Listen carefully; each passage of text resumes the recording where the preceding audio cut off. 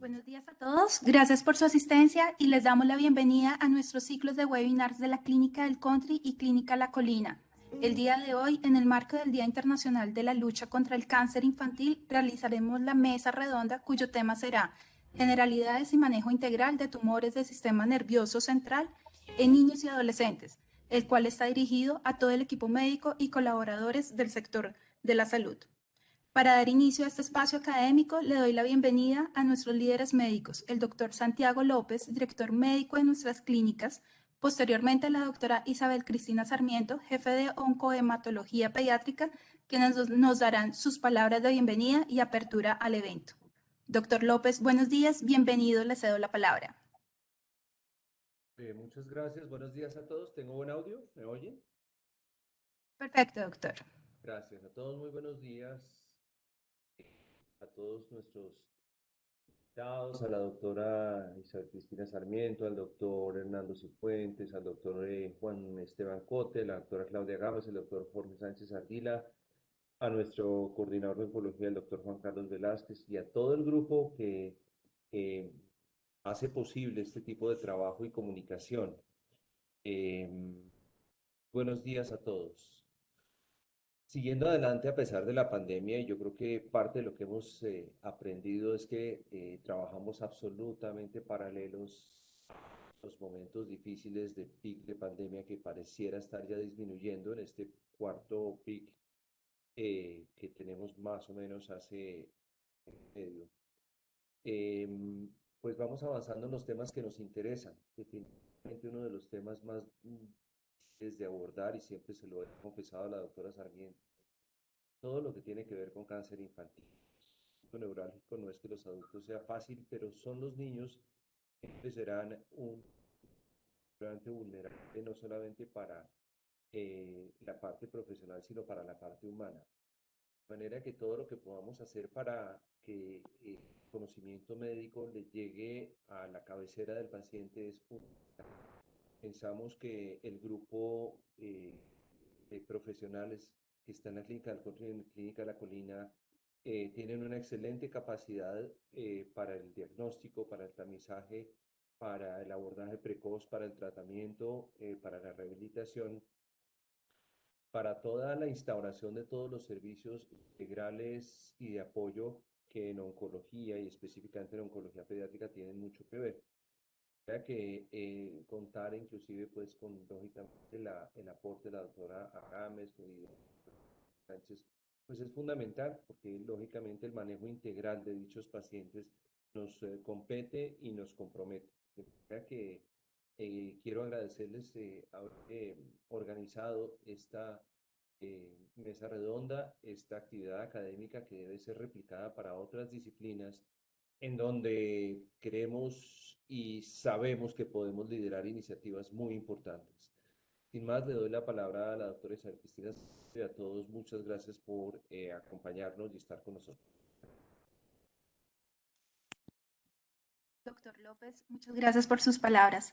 Como les mencionaba anteriormente, la doctora Isabel Cristina Sarmiento es nuestra jefe de oncohematología pediátrica, profesora del Departamento de Pediatría de la Universidad Nacional de Colombia, y hoy será nuestra moderadora quien liderará la mesa redonda con nuestros 4 conferencistas invitados. Doctora Sarmiento, bienvenida. Muchas gracias, Carolina. Muchas gracias, doctor López. Y buenos días a todos los que nos acompañan. En febrero es el mes en el que tomamos conciencia de la existencia del cáncer como una enfermedad. Es por eso que desde el Centro de Oncología en este mes hemos venido realizando el 8 de febrero un Facebook Live acerca de cáncer de cuello uterino, una enfermedad inmunoprevenible. Hoy 15 de febrero, el Día Internacional del Niño con Cáncer. Y el martes 22 de febrero realizaremos un Facebook Live de trasplante de progenitores hematopoyéticos, cómo y para qué. Hoy, en la mañana de hoy, vamos a tener el encuentro de tumores del sistema nervioso central, y en la tarde vamos a tener un Facebook Live. Hablemos de crianza cuando un niño o adolescente tiene cáncer. Celebrar el 15 de febrero es una iniciativa global en el cual damos nuestro apoyo, nuestra voz de apoyo a los niños, niñas y adolescentes que pasan por esta enfermedad, a los sobrevivientes y a las familias que son el pilar fundamental en la compañía de los niños que atraviesan el cáncer infantil.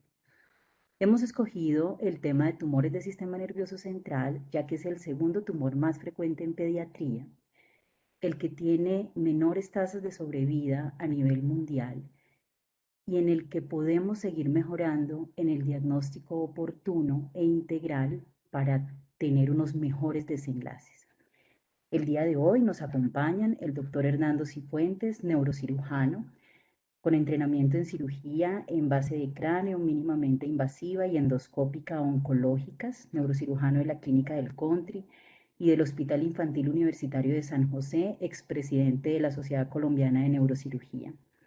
El doctor Juan Esteban Cote Orozco, neurólogo pediatra del Hospital Militar Nueva Granada, de la Universidad Militar Nueva Granada, neuropediatra Clínica del Country, Clínica La Colina y Hospital Militar Central, y profesor del programa de neuropediatría de la Universidad Militar.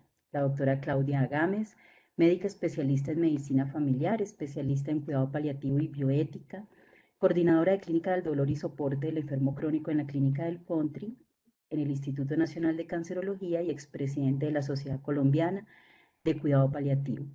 El doctor Jorge Sánchez Ardila, médico especialista en medicina física y rehabilitación de la Clínica del Country y Clínica de la Colina. Ver este equipo hoy acompañándonos, realmente para mí es un motivo de orgullo. Les agradezco mucho su participación. En el cáncer infantil en general necesitamos un equipo multidisciplinario. Somos muchas personas las que participamos en que estos niños tengan un paso por la enfermedad más amable y en el que ojalá todos lograran la cura. Y en tumores del sistema nervioso central hemos invitado a los especialistas que tal vez más participan. Faltan muchos detrás, pero pues hoy estamos nosotros sí. La primera pregunta que tenemos es para el doctor Juan Esteban Cote. Doctor Cote, entendiendo que para mejorar la sobrevida de los niños el diagnóstico oportuno es tan importante, ¿cuáles son los signos y síntomas que nos deben alertar ante la sospecha de tumores del sistema nervioso central en lactantes, niños y adolescentes? Buenos días a todos y gracias Isabel por la invitación y, y también muy orgulloso de ser parte de este equipo eh, multidisciplinario que maneja este tipo de situaciones por las que pasan los niños y como lo menciona, queremos que lo hagan de la forma más amable y parte de eso es, se ha visto de hecho en la literatura porque pese a que tal vez la morbimortalidad no haya mejorado en los últimos años, sí ha mejorado la forma en cómo hacemos ese paso más amable. Y parte de eso es identificarlo de forma más temprana. eh, y en esto, pues todos tenemos que ver, todos los que estamos involucrados en el cuidado de los pacientes y seguramente no solamente en el centro en la atención de urgencias, sino también en la casa, con el primo, el amigo, el que me dice que le está pasando esto. Y aquí vienen pues todos los síntomas y signos que nos pueden alertar y ayudar a que tengamos unos diagnósticos más oportunos. Depende esencialmente de dos cosas la presentación de los pacientes. Una es la edad en la que se presenta el tumor y la otra es la localización de este tumor. Y digamos, no es lo mismo estar hablando de un lactante o alguien o un niño preverbal que aún no nos cuenta, no nos puede decir, o incluso verbal que no nos puede contar todo lo que siente al que ya nos cuenta. Entonces, por eso en general hacemos divisiones, algunos de menos de 4 años, otros de menos de 6 años y en mayores de 6 años. En los menores de 4 años en general, tal vez el metaanálisis más conocido ya tiene añitos, 2007 de Lancet, y no se ha modificado mucho. Y lo que nos muestra es que en general antes de los 4 meses los niños se presentan con macrocefalia, ¿vale?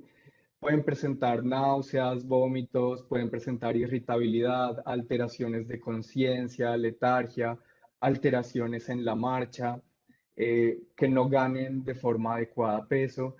Es decir, todo lo que estamos diciendo es inespecífico, pero tal vez cuando juntamos muchas cosas de este motivo por el que consultan y lo asociamos a los signos que encontramos en las exploraciones, es que podemos hacer los diagnósticos. Y en niños más grandes, pues el motivo de consulta más frecuente sí que es la cefalea. No es la cefalea aislada y no es la cefalea que se asocia a una gripa, pero es un tipo de cefalea secundaria que tiene ciertas características muy puntuales. Por ejemplo, que aumente cuando se está haciendo actividad física, que aumente con cambios posicionales al acostarse, la cefalea que matutina persistente, el vómito matutino que acompaña esa cefalea, nos deben alertar muchísimo y de hecho son indicaciones de imagen de inmediato. Pero también podemos tener alteraciones en la marcha, convulsiones, papiledema, anormalidades en la vista adquiridas, por ejemplo, un estrabismo adquirido o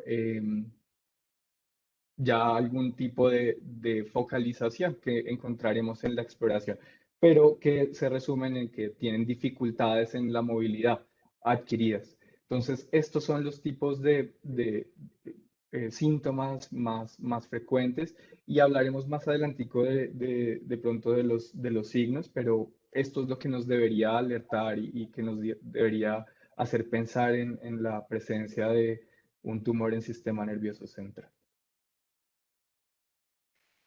Muchas gracias, doctor Cote. Y sí, muy importante hacer la diferenciación del grupo etario. En los lactantes siempre será menos fácil porque pues no, como dices, no tenemos los signos tan claros. Doctor Cifuentes, Y señor, dime. que también mencionaba, y la diferenciación de la localización, ¿no? Depende de dónde está localizado, podemos tener entonces más síntomas de la fosa posterior, alteraciones del equilibrio, obstrucciones, que en el hospital pues ya veremos, por ejemplo, signos de hipertensión endocraniana, hipertensión, bradicardia, etcétera. Entonces también depende de la localización estos tipos de síntomas que veremos. Muchas gracias. Y uniéndome a esto que estás diciendo, la hipertensión endocraniana, esta pregunta es para el doctor Cifuentes. ¿Qué recomendaciones nos puede dar el doctor Cifuentes acerca del manejo de la principal urgencia oncológica en los tumores del sistema nervioso central, que es la hipertensión endocraniana?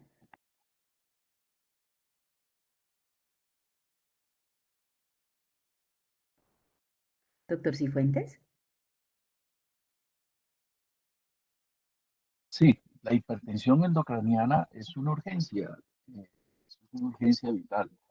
Cuando un niño o un adulto presenta hipertensión endocraniana con todo lo que estaba diciendo el doctor Corte de la clínica, que el paciente presenta ya con estrabismo, con alteración del sexto par, con papiledema. No siempre el papiledema está dependiendo de la fase de la hipertensión endocraniana, si es reciente, moderada o crónica, vamos a encontrar más signos con respecto a la hipertensión endocraniana. Pero lo que decía el doctor Cote con respecto a la clínica es lo que uno, eh, al llegar a servicio de urgencia, nosotros inmediatamente encontramos signos de hipertensión, cefalea, náusea, vómito, papilema, todo eso nos lleva inmediatamente a estabilizar al paciente primero y luego llevarlo a una imagen, una de las imágenes en el momento del servicio de urgencia.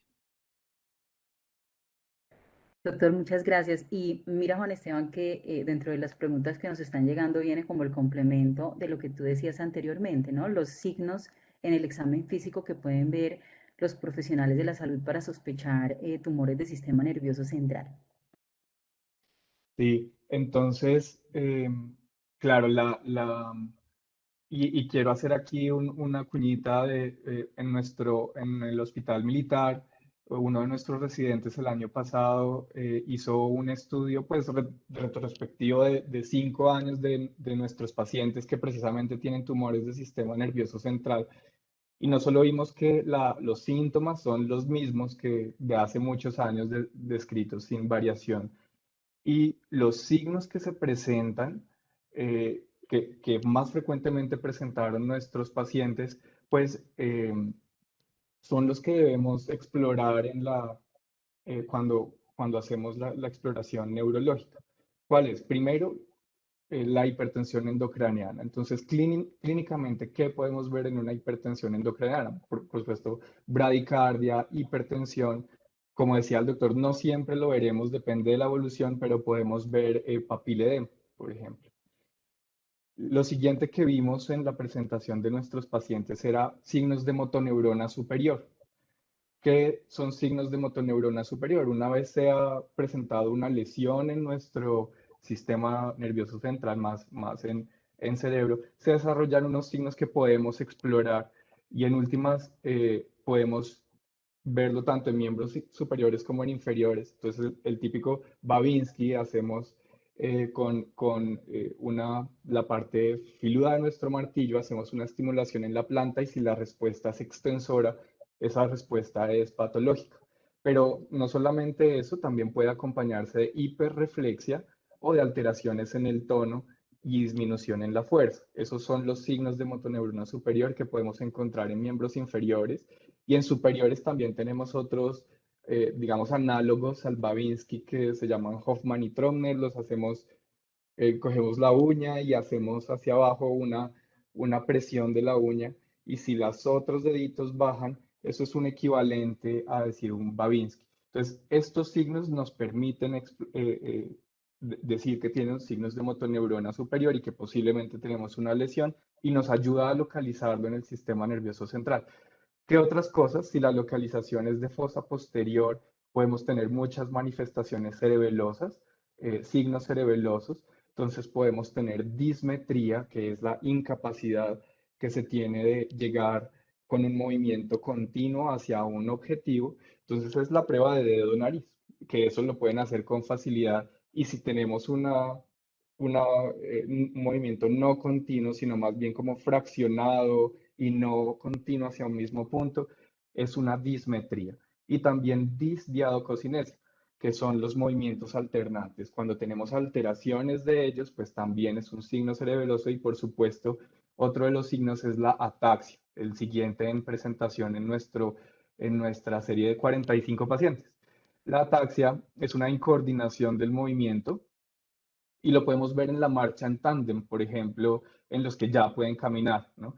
Es ponerlos a hacer pica pala. Claro que ustedes le dicen a un paciente haga pica pala ahorita y ninguno hace pica y pala, pero no logran hacer una marcha un pie delante del otro. Y en más chiquitos podemos ver es un titubeo de la cabecita o una incapacidad para hacer los agarres, no lo hacen de forma continua. Entonces, estos son como los signos que más nos tienen que alertar. Por supuesto, parálisis de pares, tener un estrabismo, tener alteración en la excursión ocular y alteraciones en la agudeza visual. Todo eso lo podemos explorar en el examen neurológico. Muchas gracias, Juan Esteban. Y estoy de acuerdo con que los niños ahora no nos van a entender No pica se, pala, pero se no los se vamos pica a pal. poder explicar. Y muy interesante, mira que estos son datos de vida real, ¿no? Son datos de pacientes colombianos, así que eso también es para resaltar. Doctor Cifuentes, una vez el profesional de la salud se enfrenta a la posibilidad diagnóstica de un tumor del sistema nervioso central, viene la confirmación diagnóstica. ¿Cuál es la mejor neuroimagen para poder caracterizar este tipo de tumores? Bueno, cuando uno estabiliza el paciente y está con un síndrome de hipertensión endocraniana, cuando ya tiene hipertensión endocraniana, eh, lo primero que hay que hacer es estabilizar al paciente y luego llevarlo a la imagen. El primer estudio que se debe tomar es un TAC, porque hay que descartar en el TAC se ve mucho mejor si tiene algún evento hemorrágico, la sangre la vemos mucho mejor en la tomografía. Ya dependiendo del estudio para mayor profundidad de lo que vayamos a hacer, si es una lesión vascular, si es una lesión primaria, si es una lesión infecciosa, si cualquiera de lo que uno vaya a encontrar, la resonancia nos va a especificar mucho más, el pasar a la resonancia para especificar más el tipo de lesión que él presenta. Eso va a ir acompañado, si uno tiene duda en la resonancia del tipo de lesión que presenta, uno pasa a un nivel que es el siguiente nivel para poder ver el tipo de agresividad del tumor, que es la espectroscopía y la perfusión-difusión en estos niños. La difusión, perfusión y la espectroscopía, la espectroscopía nos va a mostrar si uno va a hacer una biopsia en el pixel donde más resalta la lesión, ahí es donde uno debe ir a tomar la biopsia en el momento que uno vaya a hacer biopsia. Y la perfusión nos va a mostrar la angiogénesis del tumor mientras no esté alterada la barrera hematoencefálica, que nos puede confundir un poco en eso. Pero este es más o menos los estudios que se toman para estudiar los niños que tengan lesiones neoplásicas en el sistema nervioso central y en adultos también. Doctor, muchas gracias. Eh, Tengo una pregunta de cuáles son los factores de riesgo para tumores del sistema nervioso central en pediatría. Entonces, el cáncer en general no tiene unos factores de riesgo ambientales tan claros, excepto cosas dramáticas como exposición a radiación en la gestación, fumadoras pesadas, alcoholismo radiación, pero tipo accidentes energéticos, ¿sí? Altas dosis de irradiación. Los estudios dirigidos, metaanálisis en relación a los factores de riesgo, uso de tecnología, que ahora pues en los niños es cada vez más frecuente, no ha mostrado un aumento significativo entre la población que tiene acceso al uso de la tecnología y la que no lo tiene. Esos son factores modificables y de los factores no modificables, que son las predisposiciones genéticas a cáncer.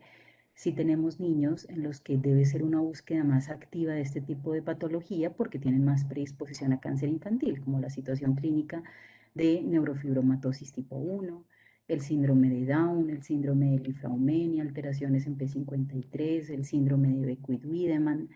Digamos, estos niños deben tener un seguimiento integral distinto desde la pediatría y hacer una búsqueda un poco más orientada a las diferentes patologías que pueden tener en el desarrollo de su infancia. Doctora Agamis, el acompañamiento de dolor y cuidado paliativo en las enfermedades crónicas es fundamental y tengo la sensación que en pandemia se ha sensibilizado aún más en la importancia del acompañamiento. ¿En qué momento de la enfermedad el equipo de cuidado paliativo debe conocer los pacientes de tumores del sistema nervioso central? Hay diferentes etapas, podría ser desde el inicio, en la mitad, al final. ¿Qué opinión tiene, doctor?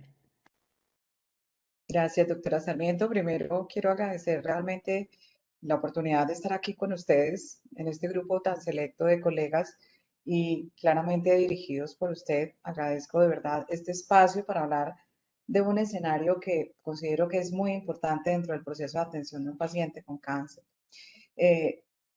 Primero, digamos, enfocándonos, ¿qué es el cuidado paliativo? El cuidado paliativo es el cuidado total y activo del cuerpo, de la mente y del espíritu del niño que tiene una enfermedad que amenaza o limita la vida. Esto es una enfermedad, una definición muy corta de la Organización Mundial de la Salud, pero que tiene realmente un alcance bastante grande dentro de lo que hacemos o el acompañamiento que hacemos a los pacientes. Como lo había mencionado la doctora Sarmiento, los tumores del sistema nervioso central son la neoplasia más común entre los niños, la segunda neoplasia más común entre los niños y los adolescentes, pero también representan una causa de muerte muy importante, de tal manera de que poder intervenir de forma temprana y oportuna a los pacientes, ojalá desde el diagnóstico, va a permitirnos realmente asegurar no solamente de que tengan una mejor calidad de vida durante el proceso de atención, sino que también facilita la adherencia al tratamiento oncoespecífico y sin lugar a duda, esto mejora los desenlaces finales, independiente de cual sea el objetivo. Hoy día los cuidados paliativos en pediatría se pueden dividir en diferentes grupos, teniendo en cuenta que obviamente la gran mayoría de los pacientes que se atienden en cuidado paliativo son no oncológicos. En los pacientes oncológicos tenemos un porcentaje importante que tienen unos objetivos de tratamiento curativo. en ellos también es importante el cuidado paliativo, no solamente en aquellos que la enfermedad progresa y que vamos a acompañar hasta el momento de su muerte y sin lugar a dudas, obviamente, hacer todo este proceso de acompañamiento a la familia. ¿Por qué? Porque claramente tiene un impacto emocional en el paciente, en la familia y también en el equipo de trabajo, porque esto es algo que no podemos dejar de ver y de entender. Entonces, este cuidado paliativo tiene unos objetivos muy claros, que es tratar de mejorar la calidad de vida, independiente de la trayectoria de la enfermedad. Entre más temprano hagamos la intervención, va a tener mejores resultados. El trabajo en equipo aquí juega un papel muy importante. No solamente el equipo médico, sino también están todas aquellas personas que colaboran dentro de ese proceso de atención. En el equipo de salud mental están los psiquiatras, pero también los psicólogos, están los trabajadores sociales, los consejeros espirituales, el personal de enfermería, que no solamente apoyan el proceso de atención del paciente en, que, digamos, el impacto que tiene el cáncer en el paciente y la familia, sino también hacen un acompañamiento que permite una adaptación a los diferentes momentos y etapas de la enfermedad y también cuando la enfermedad progresa, permitir que el paciente pueda evolucionar de una manera, digamos, más adecuada dentro del proceso. La comunicación es otro elemento importante dentro del cuidado paliativo, una comunicación empática, una comunicación con el equipo, con la familia, con el paciente, pero ese es un proceso de comunicación continuo y permanente que permite y facilita y da apoyo al equipo tratante o al médico tratante y en este caso a la líder del proceso que es en este momento el oncopediatra. Los síntomas, el doctor ya los ha mencionado, el doctor Cote, todos son importantes, no solamente desde el punto de vista diagnóstico y que permitan identificar la enfermedad o atender las complicaciones, sino que realmente estos síntomas merecen la atención. ¿Para qué? Para poder mitigar el sufrimiento que de ellos se deriva. No solamente está el dolor, la náusea, el vómito, sino otro tipo de cosas que vamos a ver probablemente ahorita con el doctor Sánchez en el proceso de rehabilitación, pero también el impacto que tiene esto para el niño y para la familia. Entonces, este proceso de atención lo hacemos con el acompañamiento de cuidado paliativo. Los retos, al final, cuando las enfermedades progresan e indefectiblemente los pacientes van a morir, vamos a estar también en los retos que implica el final de la vida de un paciente. Podríamos estar hablando del soporte nutricional, de la hidratación, hasta dónde llegar, cuándo hacer una adecuación del esfuerzo terapéutico. Entonces, esto no es realmente algo que podemos improvisar, sino que ojalá podamos construir en el trayecto de la enfermedad. Y el final de la vida, tan importante como aquellos que van a sobrevivir, el final de la vida debe, ojalá, permitirse de una manera tranquila, lograr una muerte digna, pero ojalá la podamos anticipar, ojalá la podamos planear, teniendo en cuenta los valores, las creencias, las cosas importantes para el niño, las cosas importantes también para la familia. Entonces, en síntesis de lo que he mencionado, ojalá podamos tener digamos, un ingreso temprano dentro del proceso de atención de los pacientes que tienen tumores del sistema nervioso central y hacer un proceso continuo y en equipo para que digamos, estos niños y estas familias puedan tener, digamos, una mejor calidad de vida y unos mejores desenlaces en salud. Muchas gracias, doctora. Muy de acuerdo. Y la doctora ya mencionaba pues, la importancia en la rehabilitación y el doctor Sánchez nos acompaña hoy y esta es una parte del manejo de los niños con tumores del sistema nervioso central que se le debe dar como más importancia o hacerla más visible en la evolución médica diaria y después en la parte ambulatoria que es la rehabilitación de los niños que están en la parte aguda en el tratamiento y los sobrevivientes. Doctor Sánchez, ¿nos puede hablar un poco del plan de rehabilitación de estos pacientes y recomendaciones? Buenos días, muchas gracias por la invitación, doctora Sarmiento. La participación de rehabilitación en estos pacientes pues está enfocada básicamente a que la calidad de vida de los pacientes sea lo mejor posible a pesar de la enfermedad y el pronóstico. Entonces, como decía el doctor Cote, cada paciente, de acuerdo a la edad, a la localización de las lesiones, van a tener diferentes tipos de presentaciones clínicas y de compromiso funcional. Entonces, de acuerdo a la edad, al tipo de tumor, a la localización, nosotros lo que vamos a hacer es enfocar un programa de rehabilitación para mantener la función todo lo que se pueda.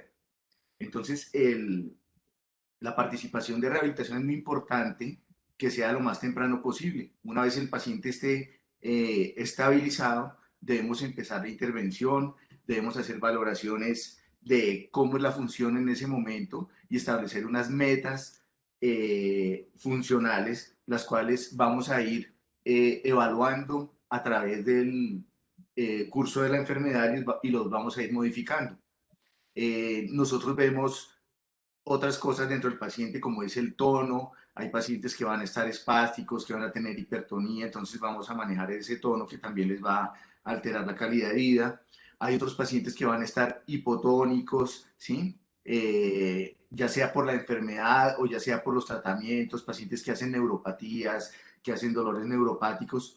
Y entonces, de acuerdo al compromiso de cada paciente, vamos a definir cuáles necesitan algunas ayudas externas como sillas de ruedas, caminadores, ortesis o férulas, las cuales nos van a ayudar a mantener o mejorar la función. Sí puede haber algunas etapas y las etapas inician desde el diagnóstico y vamos inicialmente a manejarlos tempranamente, después del manejo quirúrgico y del manejo médico oncológico, de acuerdo a lo que vaya presentando cada paciente. Una vez estos pacientes son ambulatorios, algunos les vamos a organizar sus programas de rehabilitación, ya sea en la casa o vamos a organizar que asistan a los centros de rehabilitación, a programas integrales de rehabilitación donde va a haber un enfoque multidisciplinario con terapia física, terapia ocupacional, fonoaudiología. La parte de la deglución es muy importante durante todo el desarrollo de la enfermedad. Y cada vez que estos pacientes regresan a hospitalizarse, a continuar con su manejo intrahospitalario, en quimioterapia, pues nosotros retomamos esos planes de rehabilitación intrahospitalarios, como les decía, con el fin de que se pierda que no pierdan tanta funcionalidad y que su calidad de vida sea lo mejor posible. Muchas gracias, doctor Sánchez. Doctora Gámez, en el manejo del dolor, ¿cuáles son las recomendaciones generales para el abordaje inicial de estos niños?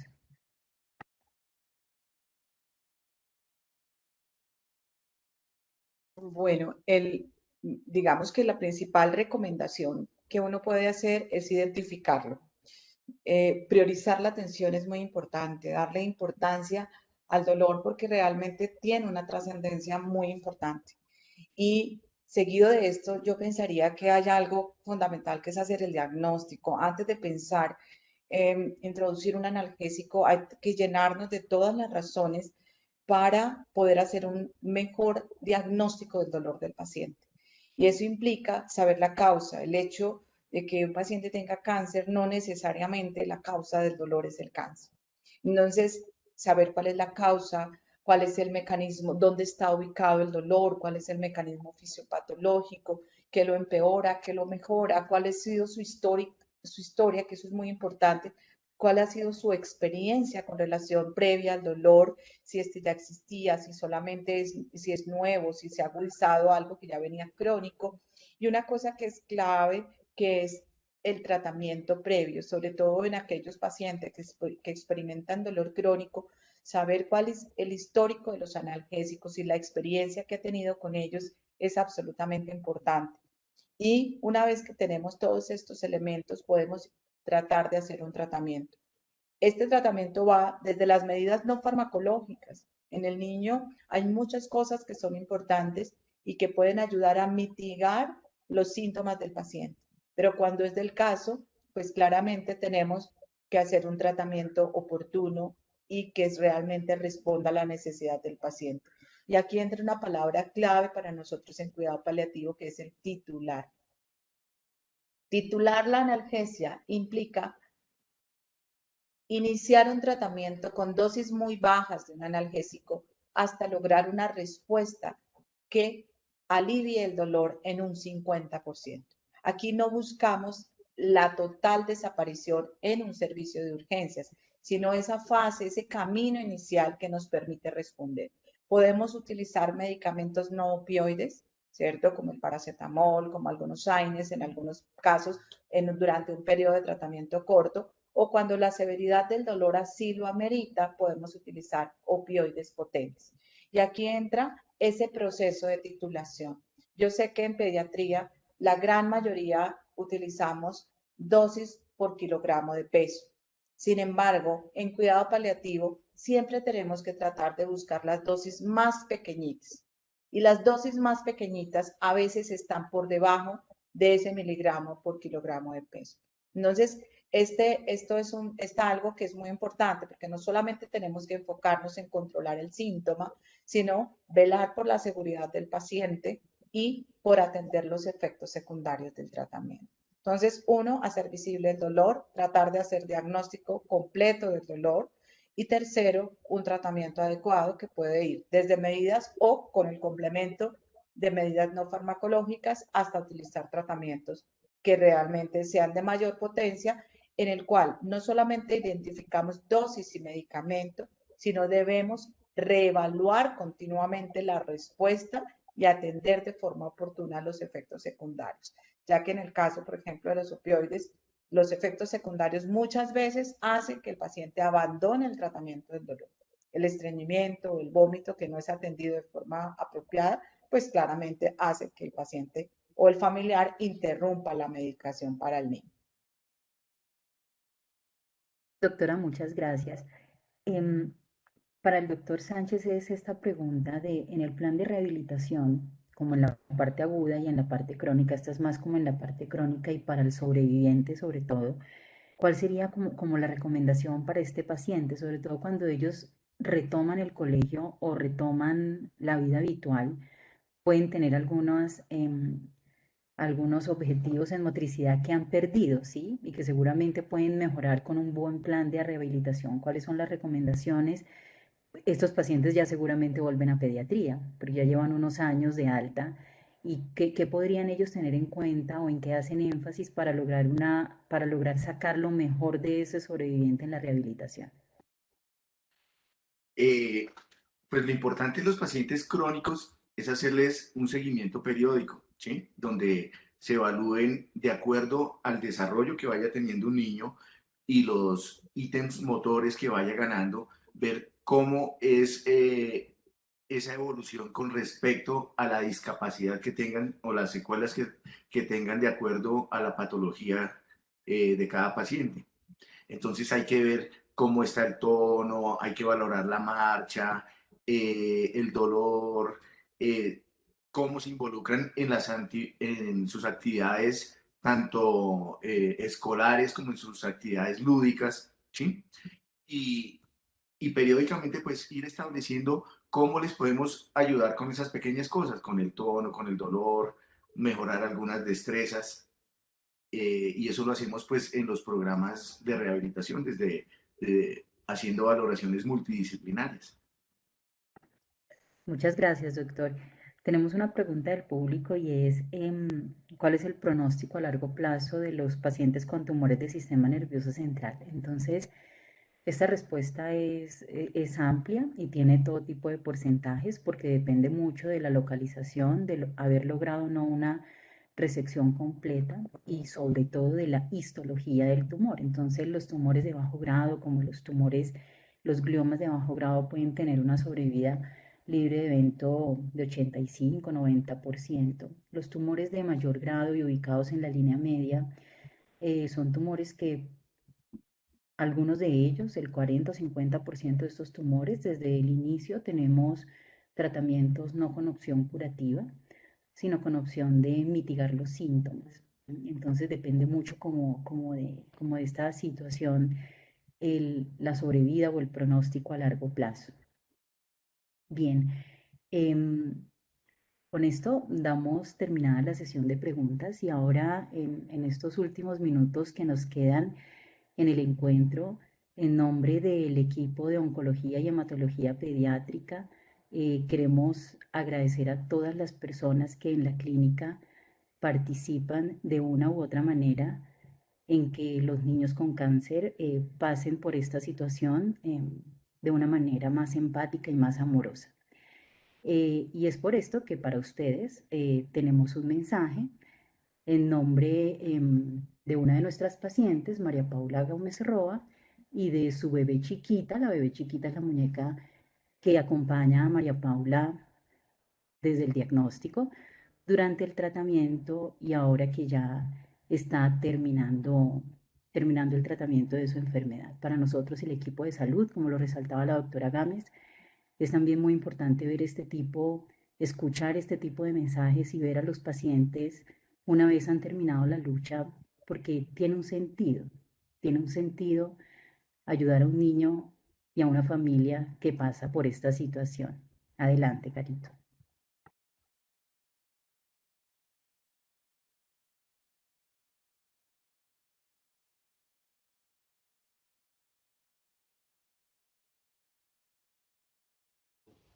Hace 2 años mis piernas me comenzaron a doler mucho y mi mami me llevó a la clínica del Country, donde me hicieron muchos exámenes. Las doctoras me explicaron que tenía una enfermedad en la que los glóbulos blancos crecían desordenadamente y que tendría que pasar un largo tiempo hospitalizada. Mis papás me retiraron del colegio y pensé que mi vida no volvería a ser la misma. Mi pelo se cayó. Hoy quiero darle gracias a todas mis doctoras y doctores y a mis enfermeras que me ayudaron a superar esta enfermedad. Gracias por sus cuidados, pero también por el amor que me demostraron siempre. Hoy puedo estudiar y soñar que seré una gran artista de artes plásticas. Gracias.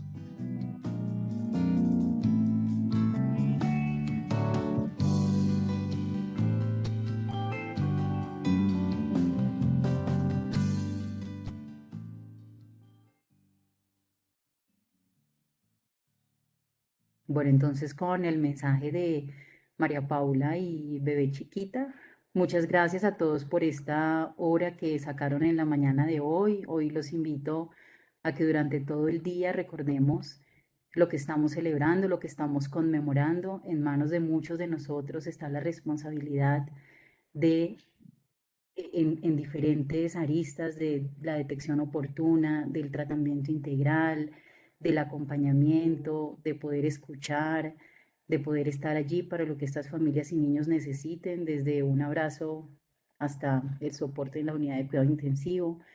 Siempre todos los seres humanos tendremos cosas muy valiosas para aportar en los niños que pasan por esta situación y especialmente también con los papás. Es una situación de la vida que tiene unos retos distintos y que en la clínica hemos logrado, con la ayuda de todos ustedes, hacer un equipo en el que damos lo mejor, cada uno desde lo que corresponde, y tener unos resultados adecuados, sea cual sea el desenlace final.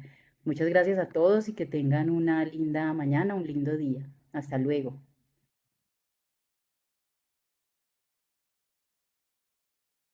Gracias.